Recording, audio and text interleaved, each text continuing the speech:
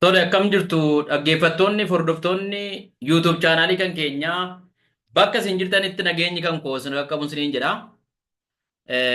Rabbi na galatu ani nagaadha. Waaqayyoof galanna ta'u nagaadhaani.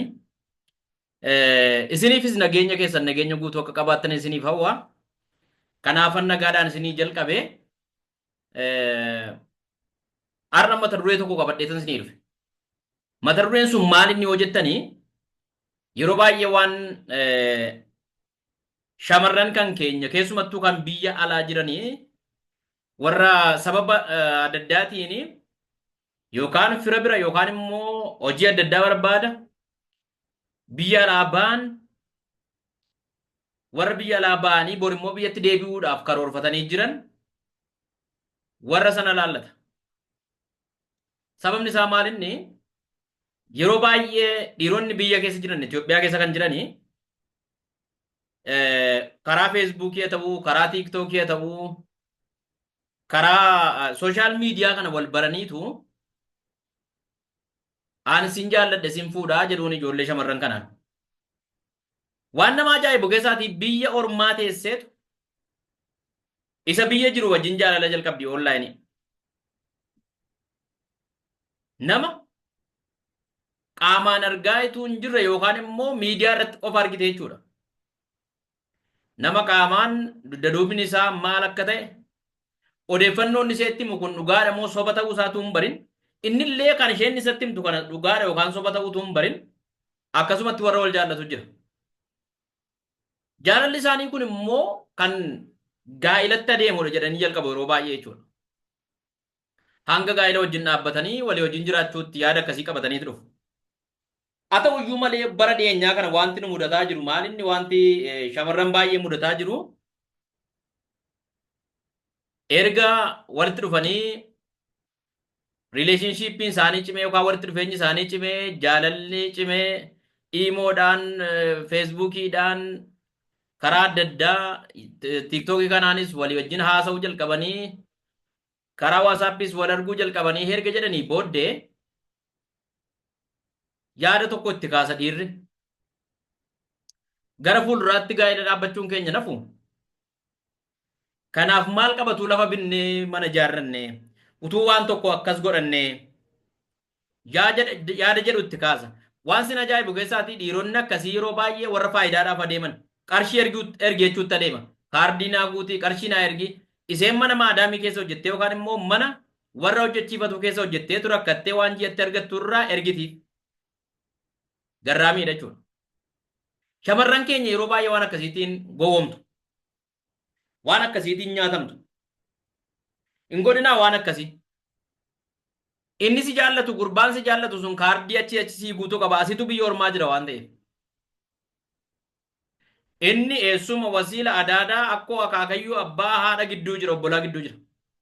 Ati kan hundumaa keessaa baatee kophaa kee jirta waan ta'eef nama alaala jiru gargaaru malee namni alaala jiru achi as nama maatii keessa jiru nama fira keessa jiru hin gargaaru kun faallaa walii jechuudha. Akkasumaan deemanii namoonni baay'een shamarran baay'een dubbii kana caljedheen irra qabaddees bayituu hin taane rakkoo shamarran hedduu irra ga'eedha kun. Akkas godhanii dhibba keessaa kan dhuguma gaa'ela dhugaa milkeeffatee wajjin jiraatu persentii 5 hin ta'u 95 garuu sobachuudha. Fakkeenyaaf shamarran 100 yoo dhimma akkasiitiin adeemsa akkasii keessa galan dhiiraa wajjin shamarreen 5 yoo dhuguma wal fuudhanii walii wajjin jiraateedha. 95 sobachuudha feekii. Gaafa isheen dhufuu jettu gaa lafa biteeraa mana biteeraa sobee lafa nama biraa mana nama biraa waraabee itti agarsiiseetu gaafa isheen nan dhufaa jetteetu tole sin eega booleetteedha lamata bilbila balleeffatee bada. Bilbila isaa cufatee bada jechuudha.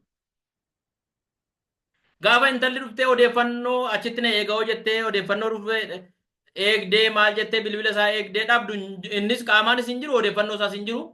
Gaafa deebitee odeeffannoo isaa qorattu wantichi soba. Utuu buraayyuu jiruutu ani naqamteen jiradha. Utuu naqamtee jiruutu adaamaan jiradha. Utuu adaamaa jiruutu ani jimmaan jiradha.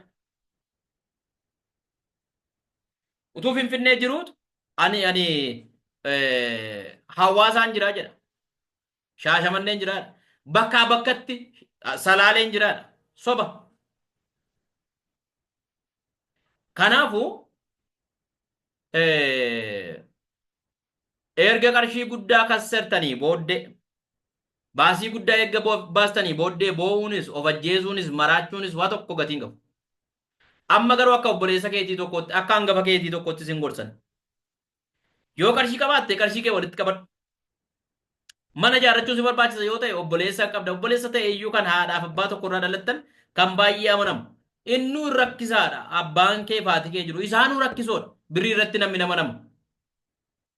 Kanaafuu ofuma keetii walitti qabadhu akkaawuntii qabda miti. Walitti qabadhuuti. Gaafa biyyatti galuu si barbaachise galiiti. Laftis badee barrisee bakka biraan naqu suma eega. Mana bituu soo barbaadde mannis bakka biraan naqu suma eega. Kan rabbi sii kaa'e kan waaqayyo sii kaa'e hin dhabdu. Bitachuu barbaadde. Ofuma keetii bitadhuuti kottu ijaarradhu abbaan manaa hin dhufa yeroo sana. Kanaan achi sababa inni sin jaalladha sii du'eeranii si malee jiraachuu hin danda'u jedheef dhugaa sitti hin fakkaatin. Yaa gowwaa si duubaan bowwaa jedhan. Gowwaa kofalchiisanii ilkaan lakkaa'uu jedhan. Gowwaa si godheetu waan itti qabdu sirkaa fixee mutuut godhee sanaa booda sin beeku siin jechuu deema dhiirri hamaa ta'eeram. Yeroon kana dubbadhu dhiironni akkas godhan akka isaan na jibban. YouTube kana jalatti illee koomentiin taane akka isaan barreessan nan beeka. Maaliifi namni faayidaa hin malle argatee baree gaafati faayidaa sana irratti dubbattu irratti kaatu hin jaallatu. Faayidaa sana irraa dhaabbachuu deema waan ta'eef. Irratti baramuu deema, irratti dammaqamuu deema waan ta'eef. Sababa kanaatiifoo aaruu danda'u, na rabsuu danda'u, maaltu isa galcha jechuu danda'u wanti na galchu jira. Namummaatu na galcha. Qaamaan si argee si beekuu baadduyyuu. Obboleettiin si biratti guddachuu baadduyyuu. Garuu dhamaatii kee dafqa kee gaafa namni nyaatu gaafa ormi akkasumatti taa'ee si goomsee nyaatu nan aara. Maaliif ta'a kun? Namni dhama'ee hojjetee ofiisaatii argatee itti jiraatu malee dadhabbii nama tokkootiin maa jireenyi harka isaatti galee ati immoo kisaaraadhaan galta. Maaf ta'a kun? Kana rabbiillee hin jaallatu, waaqayyoon jaallatu. Amantaa fedhe qabaadhu waa'ee namaa kan namaatti darbiiti. Waan namaa ofii keetii fudhadhuuti itti fayyadami seeraan ala kan jedhu hin jiru. Gama amantaatiinis gama safuu Oromootiinis hin jiru. Amma garuu aadaanis amantaanis safuunis badaa dhufeetu namni wal goomsutti gadi taa'e hojii godhate. Sababa kanaafattin hin gowwoomin obboleettii nana. Shamarree nana hin gowwoomin.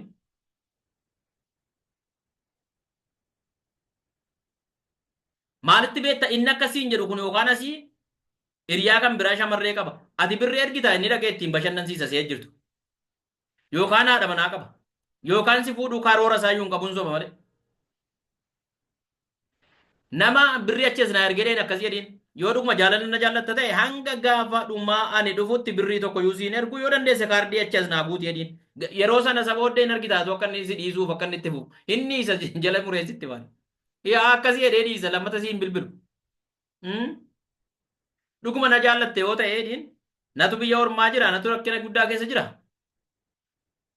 Ani ji'a malee miindaan argadhu sayyuu yoo tolannaa kennu warri na hojjechiisan. Kan jalaa dhowwatanii hambisanii fa'aa garaa nama nyaatutu jira. Achi as kaardii naa guutii jedhe. Yoo si jaallate akkas godha. Yoo hin jaallanne garuu sana dhiisee sirkaa bada. Qorii ilaale amma akka inni si jaallatu sirriitti. Kun dhaamsa kwaan irra siniif qabuudha. Galatoomaa ulfaadhaa. Shamarreen kana hojiirra oolchite irraa fayyadamti. Kan immoo kana bira dabartee lakkii itti mufatte. Egaa karaa si baasusuma beeka. Nagaa naa ta'a.